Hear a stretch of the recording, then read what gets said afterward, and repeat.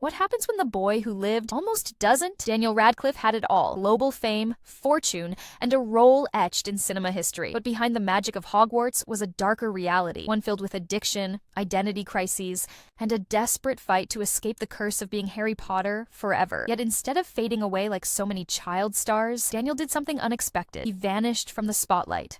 Not to disappear, but to transform. And when he returned, he wasn't the wizard we remembered. He became something far stranger.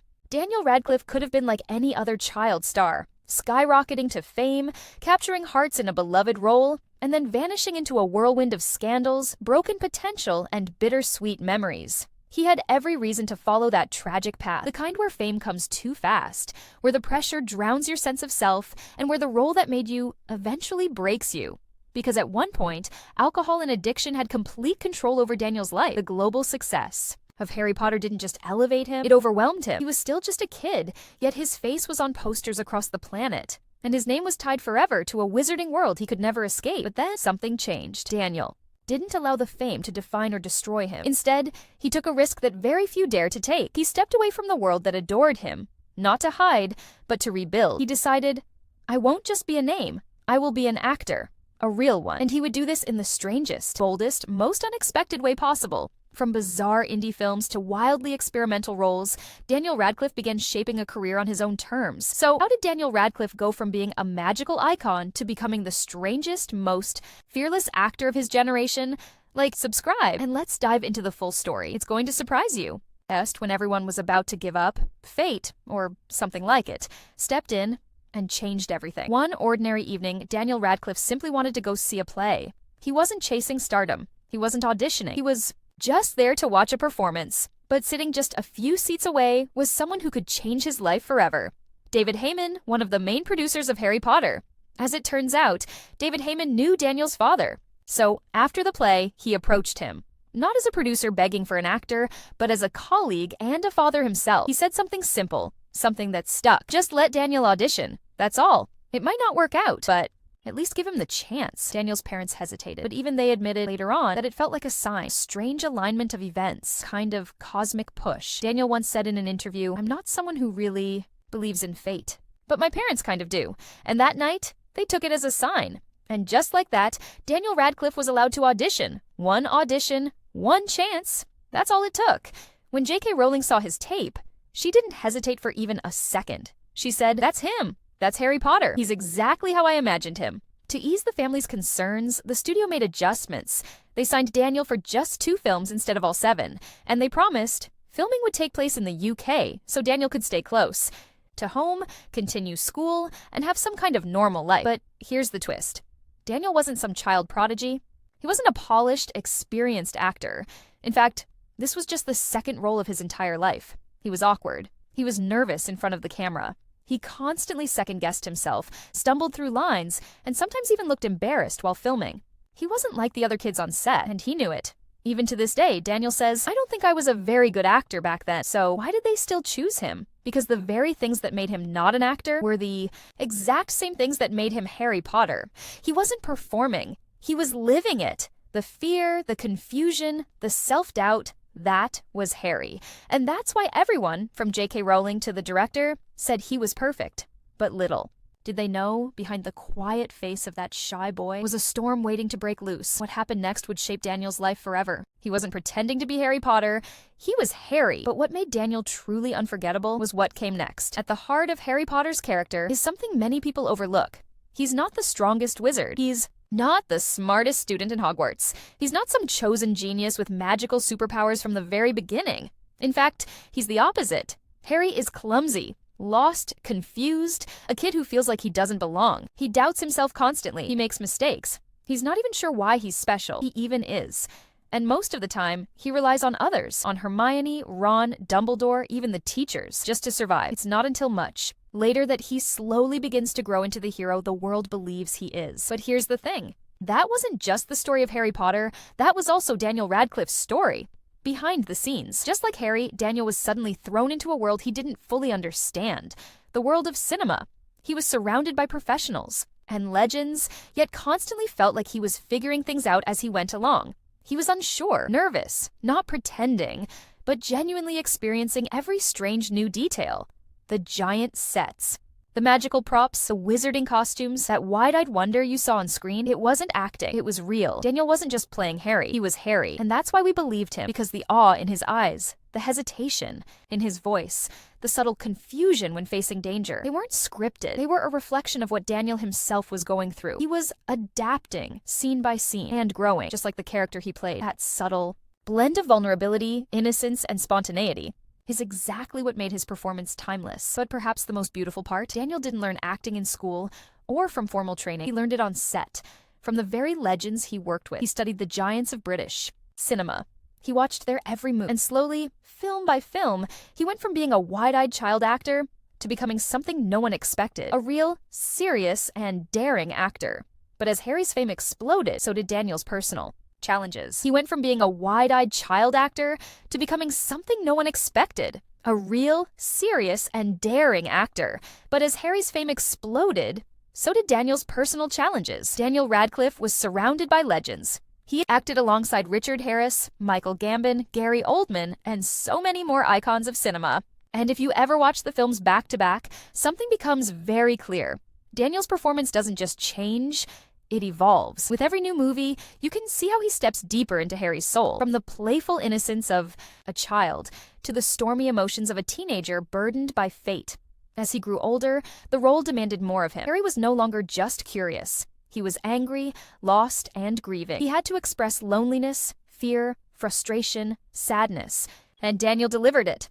All of it. Each film became more intense, each performance more powerful, and with that, the series became a global phenomenon, raking in over $9 billion. At the very top of this magical empire was Daniel Radcliffe, a teenager who had become the most famous boy on Earth. And not just famous, he was declared the richest teenager in Britain, second only to Prince William. That's right, the boy who lived had now everything anyone could dream of: fame, wealth, power. But that kind of spotlight comes with a price, and slowly the fears his parents once had began to come true. The pressure was relentless. He couldn't walk outside without being watched. Paparazzi followed his every step. People expected him to act like Harry Potter every single day, smile for the cameras, say the right thing, be the character, not the person. And Daniel was only a teenager. It was too much. He began to feel paranoid, stressed, anxious about how he looked, how he sounded, what people thought. He felt like he was performing even when he wasn't acting, and slowly the dream began to feel more like a nightmare. He had become trapped inside the image the world had created for him, but instead of asking for help, he turned to something else. As if the pressure of fame wasn't enough, there was something else haunting Daniel Radcliffe. The future. For more than a decade, he had lived one life, one role, one character: Harry Potter. The success was massive. The work was steady. The money endless. From the outside, his life looked perfect, stable, safe, golden, but inside, Daniel was terrified. What would happen when the series ended? Would he go? What could he do other than be Harry? Because here's the truth. He was still learning how to act. All his training, everything he knew about the profession, came from playing Harry Potter. He had never done anything else. And now the series was over. He was no longer the boy who lived. He was a young man with no script, no direction, and the entire world watching his next move. Would people accept him in other roles? Would he be trapped forever inside the shadow of Harry Potter? Would he ever be able to escape? Even Daniel himself doubted it. He once said, "I thought the first thing I do after Potter is going to define whether I can have a career after this or not." And the truth, most child actors don't survive this stage. They fade out, or crash out, or worse. And for Daniel, things were about to get even darker, because to escape the pressure, the doubt, the image of Harry, he started drinking. It was too much. The fame, the pressure, the expectations. And underneath it all, he was still just a teenager, a boy trying to figure out who he was in a world that only saw Harry Potter. And when the lights went off, when the set was quiet, and the crowd faded, there was only one way to silence the noise: a bottle. At first, it was just a way to forget, to take the edge off, to breathe, to escape. But very quickly, it became more than that. Alcohol turned into the only place he could hide from himself. Not just in bars or parties, but alone, at home. Silence. Because by then, Daniel had moved out. He was independent. No family watching him, no one around. And the isolation grew darker. He didn't want to see anyone. He was afraid of what he'd say, what he'd do, who he'd become when he was drunk. And the more he drank, the more afraid he became of people, of attention, of himself, till it stopped being a choice. He couldn't remember things anymore. Where he went, what he said, whether he even existed during some nights. He would black out, enter what he described as a kind of coma, a void. Even on set, during the final Harry Potter films, there were times when Daniel was still under the influence, acting, while the alcohol was still in his system. And what hurt him most, even the things he loved, like reading, his favorite escape, became impossible. He couldn't hold a book. He couldn't focus. He couldn't stand himself. I was living a life that wasn't making me happy, he once admitted. I didn't know how to stop. This wasn't just the fall of a child star. This was the silent breakdown of a boy who never asked to be famous, a boy who gave the world magic and lost himself in the process.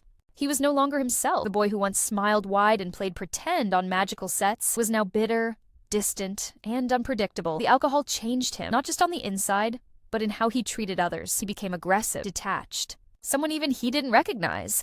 But it all began to change with a conversation, not with a therapist, not with his parents, but with the man he admired most, Gary Oldman, his mentor, his idol, his Sirius Black. Oldman had lived through the same darkness. He had seen the demons of addiction. So when Daniel opened up to him, when he admitted the drinking, the loss of control, Gary didn't judge. He warned, "Don't waste your life. Catch it now, before it's too late." It was the first wake-up call, but not the last, because the real decision, that had to come from Daniel. And in 2010, after finishing the final Harry Potter film, he tried to stop. He faced the problem, like Harry had faced Voldemort, trembling but determined. It worked, for a while, but the monster wasn't done with him yet. By 2012, headlines screamed about him being thrown out of a New York bar after choking the staff while completely drunk. He didn't even remember it. That was the breaking point. And in 2013, he said, "Enough. No more alcohol, no more pretending, no more lies." He didn't just quit. He rebuilt. Whenever he felt the urge to drink, he walked 4 hours straight, no matter the weather. He lived at the gym, pushing his body, reclaiming his discipline. He avoided parties, refused to wear white, a color that reminded him of reckless nights. He created rules to protect his future. And most importantly, he surrounded himself with love, his family, his close friends, the people who didn't care about red carpets or box office numbers, but about Daniel, the person. And slowly, he began to heal, to forgive himself. How do you escape the shadow of the most iconic role of your generation? Simple. You become everything that character isn't. And that's exactly what Daniel Radcliffe set out to do, not by running away from acting, but by throwing himself into roles that were darker, weirder, riskier, characters that would never be mistaken for the boy who lived. Because he knew one thing for sure: if I don't break free from Harry Potter, I'll stay stuck in his world forever. So he made a plan. Change his look, grow out the hair, shave it, dress differently. Anything to not look like Harry. Challenge himself with new roles. The more twisted, the better. Keep moving. No comfort zones, no routine, no boredom, because boredom had a price, and that price was relapse. He didn't just want to avoid addiction. He wanted to avoid everything that came with that era. The fame, the pressure, even the success, because it felt undeserved. He had a secret, a burden he'd carried for years. Daniel hated his own performance in Harry Potter. To him, it wasn't acting. It was just memorizing lines in English, showing up to set, and collecting a check. "I don't think I did a good job," he once said. "I didn't feel like an actor." Now, he wanted to prove to himself and to the world that he was. And his first attempt? The Woman in Black. A dark, gothic horror film that had nothing to do with spells or magic. But it terrified people, especially the parents, of kids under 12 who complained to the British ratings board in record numbers. It became the most complained about film of the year, which of course meant it was a huge success. With a budget of just $15 million, it earned over $130 million. Daniel had officially stepped into a new world. But the real transformation? It came with a lesser-known film, Kill Your Darlings.